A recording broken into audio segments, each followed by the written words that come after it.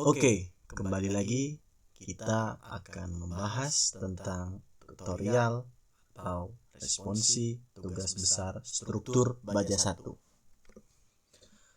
Pada kesempatan kali ini, di video ini akan dijelaskan tentang bab 1 dan bab 2, di mana untuk bab 1 ini itu sama seperti di tugas besar struktur baja 1. Jadi kita skip saja, isinya bebas, kalian mengisi apa, satu lembar saja tidak apa-apa, cukup, dan boleh sama. Tapi untuk bab 2 itu jangan sama ya. Oke, kita masuk ke bab 2 dengan judul data teknis perencanaan. Nah, untuk data teknis perencanaan ini, yang pertama itu ada kriteria perencanaan. Di kriteria perencanaan itu kita pertama-tama memasukkan denah rencana untuk perencanaan plat dan balok kita. Nah, sebelumnya kita berikan narasi dahulu, yaitu seperti untuk denah plat dan balok yang akan direncanakan dapat dilihat pada gambar 2.1 atau bagaimana itu terserah kalian, tapi dicontohkan kira-kira seperti ini. Atau jika ada versi yang lebih baik dari kalian, boleh kalian masukkan ke dalam laporan kalian. Kemudian kita ambil ya gambar dari denah dan potongan plat dan balok kita. Nah, dikarenakan semuanya sama ya langsung saja ambil, semuanya sama. Jadi kalau dilihat dari denah ini, bisa lah ya kalian memahami ya. Ini platnya itu lebar 1,5, jarak antar balok itu ada 4 meter, ada 5 bentang, 1, 2, 3, 4, 5. Kemudian panjang satunya balok ada 6 meter dengan ada 5 bentang juga, 1, 2, 3, 4, 5. Oh, 6 salah, ini 6. Maaf. Kemudian di sini ada kita potongan AA.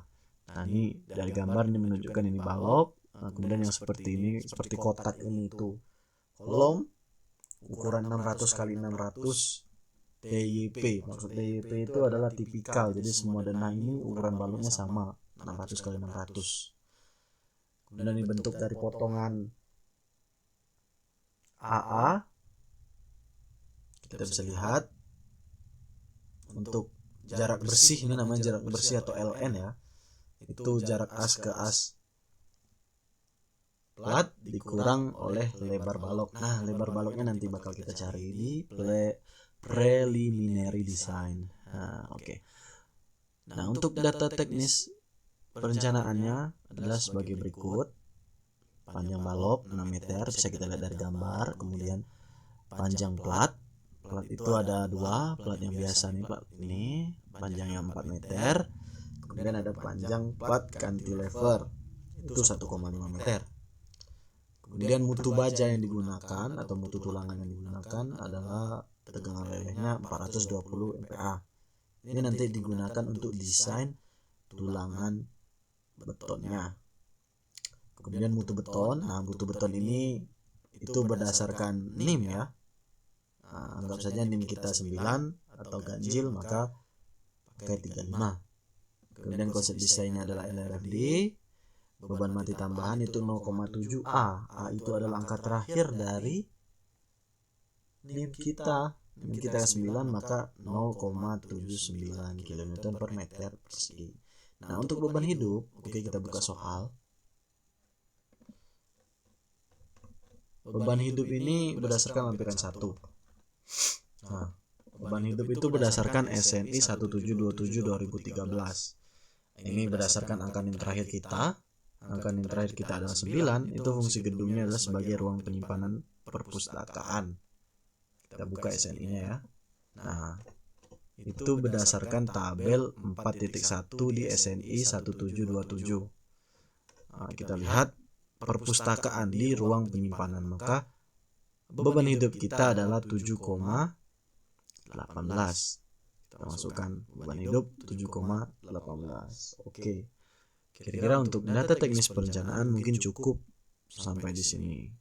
Ini adalah data-data yang akan kita gunakan nanti dalam perencanaan. Oke, kita masuk ke preliminary design. Apa sih preliminary design ini?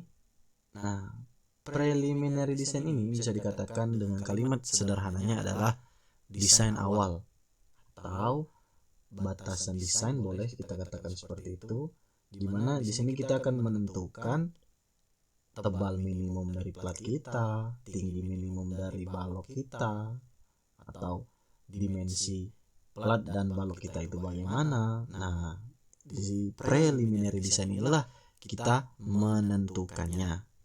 Nah, jadi untuk preliminary design plat ini kita desain dari ketebalan. Nah, itu diatur oleh SNI Beton atau SNI 2847 2019, itu pasal 73.11. Kita buka SNI-nya ya. Nah, ini SNI-nya. Ini masih bagian plat. Ini babnya ada masing-masing. Mungkin bisa di-download nanti. Nah, ini untuk plat.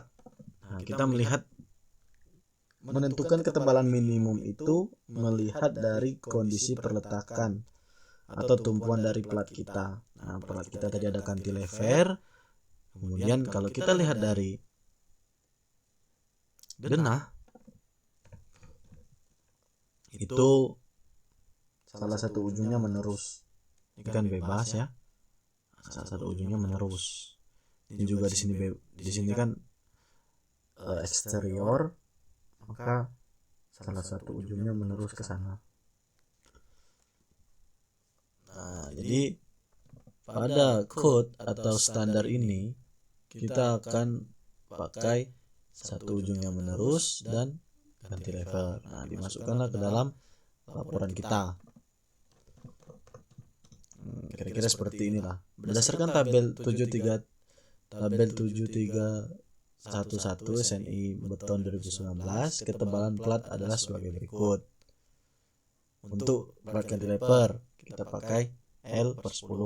Untuk plat lantai atau plat yang ini ya, plat yang ini kita anggaplah namanya plat lantai, itu L/24. Nah, jadi nanti kita bakal mendesain plat yang biasa atau plat lantai dan plat cantilevernya berdasarkan ketebalan masing-masing. Nah, kemudian untuk balok itu kita pakai pasal 9311, tabelnya juga itu namanya.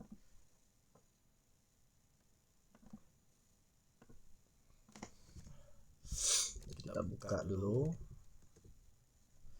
Nah, untuk balok kita itu sama juga, tumpuannya adalah menerus di satu sisi, berarti kita pakai L/18. Nah, untuk batasan desain ini mungkin bisa kalian baca sendiri jika sudah SNI-nya di download.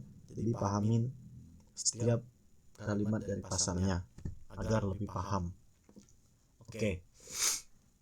Kemudian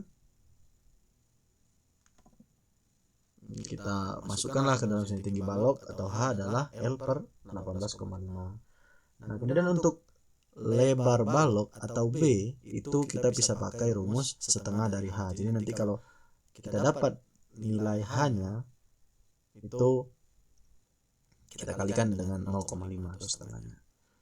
Nah, untuk angka H nanti itu kalau dapat berkoma, misal 0,37 atau 937, nah itu kita bulatkan ke atas jadi mungkin 50. Jadi pakainya tuh kayak misal 450, 500. Nah, jadi maksudnya tuh jangan angka yang aneh-aneh gitu. Nah, bukan aneh sih, maksudnya jangan angka yang sulit untuk dipelaksanaan. Biasanya kan kalau kita ukuran balok atau tebal plat itu kita pakai ya kayak 20-40, 25-40, 30-40, 35-40, nah kira-kira gitu. Jadi kalau ada koma dibulatkan ke atas ya. Nah, kemudian balok kita ini kan dicor monolit dengan plat. Jadi seolah-olah balok kita ini seperti huruf T atau istilahnya tuh ya balok T. Nah, jadi balok ini balok T ini nanti punya sayap. Istilahnya tuh ya punya sayap ya. Platnya itu sebagai sayapnya. Nah, jadi untuk lebar efektif istilahnya itu atau lebar sayap dari balok itu diatur oleh pasal 63.21. Kita cek lagi di SNI Beton.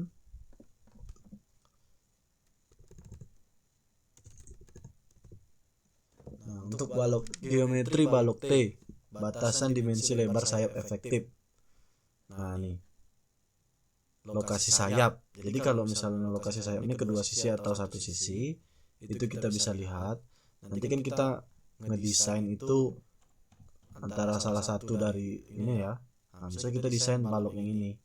Berarti kiri kanan kedua sisinya seperti ini kan, kedua sisinya ada sayapnya, berarti itu kedua sisi. Kalau yang di ujung sini eksterior itu dia satu sisi namanya. Jadi dia berbentuk seperti huruf L. Nah, jadi kalau plat kita bakal desain dua, yang cantilever dengan yang plat biasa. Nah, kalau yang untuk balok mungkin ada dua, yang interior dan eksterior, yang berbentuk T dan berbentuk L. Nah, untuk lebar efektifnya kita bisa mengacu pada tabel 6.3.2.1. Nah, ini ada angkanya, dibaca ya ketentuannya. Nah, nanti dituangkan ke laporan kita. Nah, jadi sesudah ini ada namanya penentuan lebar efektif. Lebar sayap efektif. Berceritalah di sini sesuai kreativitas kalian masing-masing, tidak boleh sama. Misalkan seperti berdasarkan tabel bla bla bla bla bla gimana. Untuk balok dengan kedua sisi sayap, dengan kedua sisinya memiliki sayap, maka lebar sayap efektif adalah sebagai berikut. Nah, kira-kira seperti itulah kata-katanya. Oke. Mungkin untuk video kali ini sampai di sini. Mungkin semoga bisa dimengerti. Jika ada kesalahan mungkin dikoreksi ya, tolong dikoreksi. Kemudian jika ada pertanyaan bisa ditanyakan di kemudian hari, bukan kemudian hari, tapi bebaslah nanyanya kapan aja, boleh di kolom komentar atau di grup WhatsApp kita. Oke? Semangat mengerjakan tugasnya. Mungkin cukup sampai di sini. Semoga semangat dan semoga berhasil.